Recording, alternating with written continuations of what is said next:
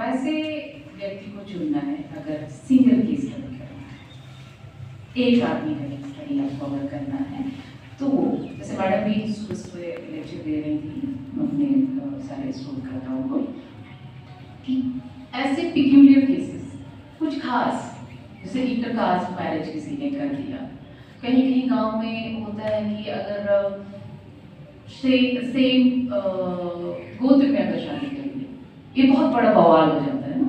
अगर एक ही गोत्र में शादी कर दिया तो पहले तो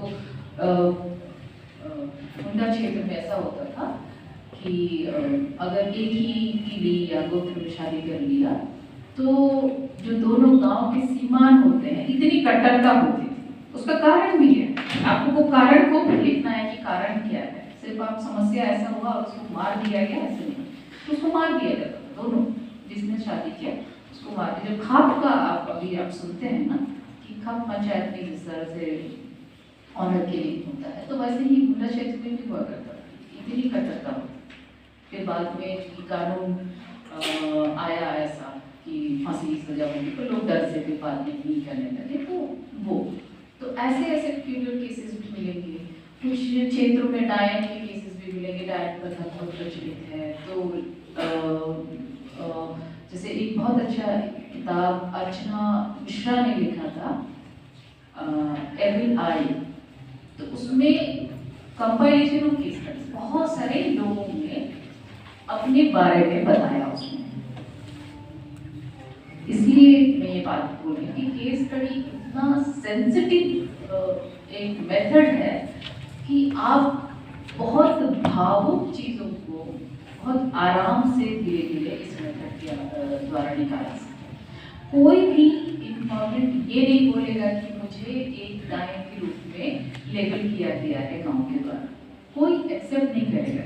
सारे लोग उंगली जरूर उठाएंगे कि फलना ये काम करती है, फलना ऐसा पूजा करती है, उसने ये खिला दिया तो मेरा बच्चा बीमार हो गया, लेकिन वो खुद क्या कह रही है बहुत आराम से ये नहीं बताते।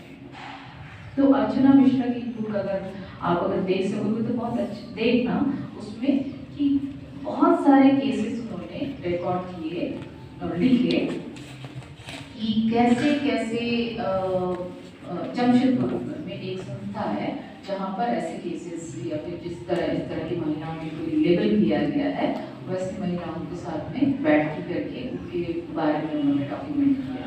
बहुत सेंसिटिव है और सबने अपने बारे में बहुत डिटेल से बताया कि मेरे साथ ऐसा हुआ, मेरे हस्बैंड एक्सपायर हो गए, तो वो ऐसा ऐसा ऐसा।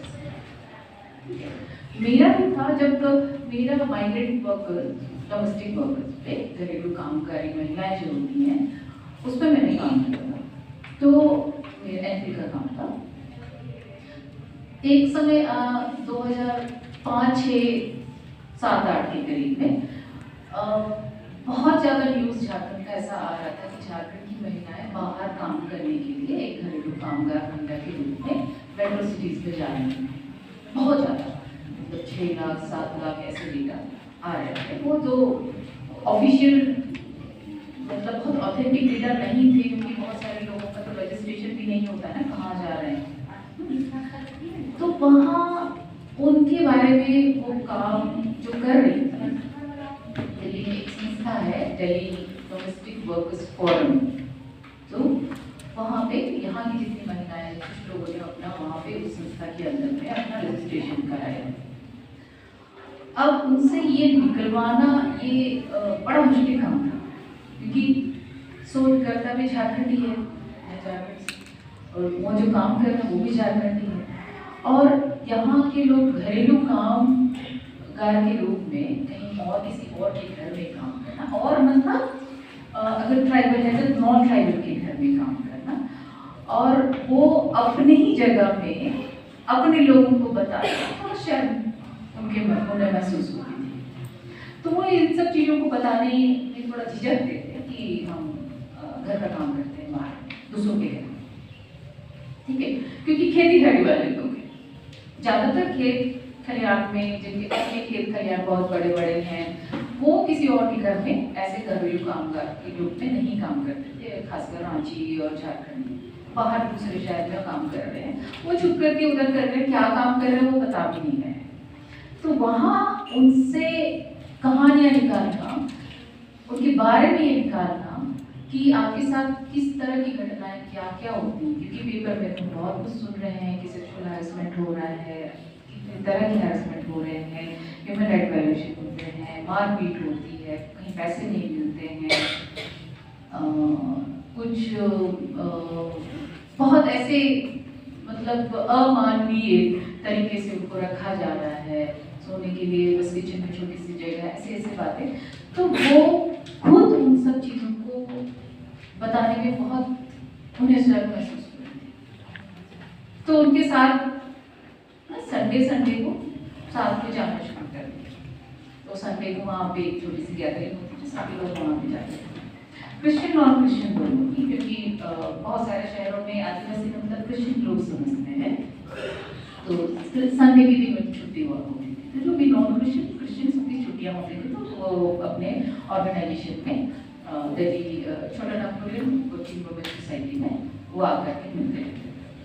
तो संडे को उनसे मिलकर के बैठना, बात करना, मतलब एक साल पूरा बस घुलने मिलने में टाइम लगा।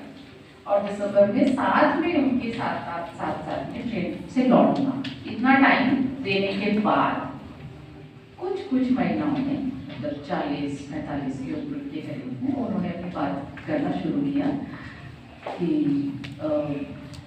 मैंने क्यों इस काम के लिए मैं यहाँ क्यों आई।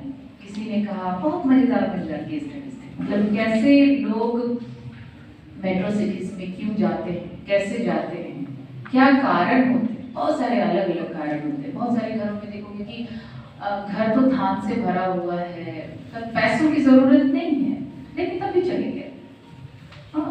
कुछ घर ऐसे थे जहाँ पे पुरुष नहीं है, काम करने वाले सब छोटे छोटे हैं, पिताजी बहुत पहले एक्सपायर कर गए, घर में भाई बहनों को पढ़ाना है, तो उनके लिए पैसे चाहिए। तब वैसे केसेस में कुछ लोग पैसे के अभाव में काम करने चले गए। कुछ देखे कि मेरी सहेली जो उसके पड़ोस में रहती थी, वो जब भी आती है दिल्ली से इतने कपड़े, मोबाइल अच्छा वाला, जूते, चप्पल और बहुत अच्छे फैंसी स्वेटर, जैकेट वगैरह, बड़ा सा सूटकेस में लेकर के आ रहे हैं, पैसे भी ला रहे हैं।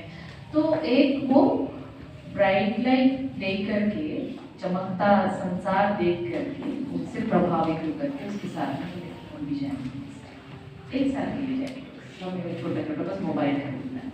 तो एक ट्रैप जैसा होता है, एक साल के बाद में वो। तो ऐसे बहुत सारे केसेस मिले। एक बड़ा मजेदार लगा था कि